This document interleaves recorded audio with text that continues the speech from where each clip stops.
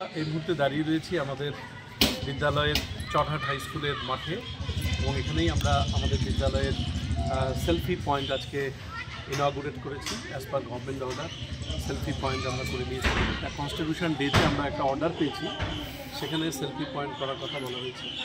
সেটা খুব আজকে বাচ্চারা এনজয় করলো এবং আমরা চাইল্ড সাইকোলজিকে রেসপেক্ট করে আজকের যুগের প্রয়োজনে, বাচ্চাদের প্রয়োজনে এই সেলফি পয়েন্টটা করলাম। তাতে এখন পরীক্ষা প্রায় শেষের পথে, এই সময়টা তারা খুব এনজয় করবে। এবং আজকের দিনেই আমাদের শিলিগুড়ি গভর্নমেন্ট পলিটেকনিক কলেজ থেকে আমাদের অনারেবল স্যার আমাদের সঙ্গে এসেছেন এবং ম্যাডাম ওনারা এসেছেন। আমরা প্রথমেই তাদের সঙ্গে পরিচিত হয়ে দেবো এবং তারা যে উদ্দেশ্যে আজকে এসেছেন সেটা হচ্ছে একটা মূলত ক্যারিয়ার কাউন্সেলিং, যাতে আমরা পলিটেকনিক এবং টেকনোলজি এটাকে সাথে নিয়ে আমাদের জীবনকে, আমাদের জীবনের স্বপ্নকে আমরা যাতে ভাবতে পারি, সেই বিষয়ে ওনারাই কথা বলবেন।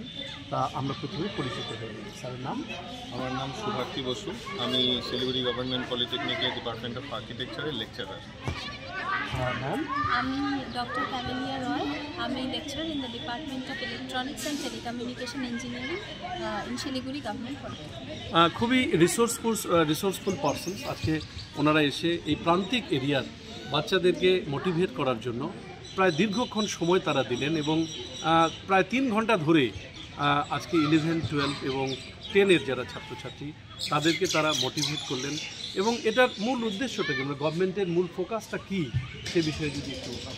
মূল ফোকাসটা বলতে প্রাইম ফোকাসটা তো হচ্ছে অবশ্যই awareness in the field of technical education, technical skill development, যেটা ছাত্ররা হয়তো অনেক ইন্টেরিয়ার স্কুলে আছে যারা কিনা হয়তো জানে না ডিপ্লোমা ইঞ্জিনিয়ারিং কোর্সে ওরা ডিপ্লোমা ইঞ্জিনিয়ারিংয়ে দিয়ে ওরা ইঞ্জিনিয়ারিং এডুকেশন এই সেক্টরটাতে ঢুকতে পারে, পা রাখতে পারে, সেটা হয়তো ওরা অ্যাওয়্যার না।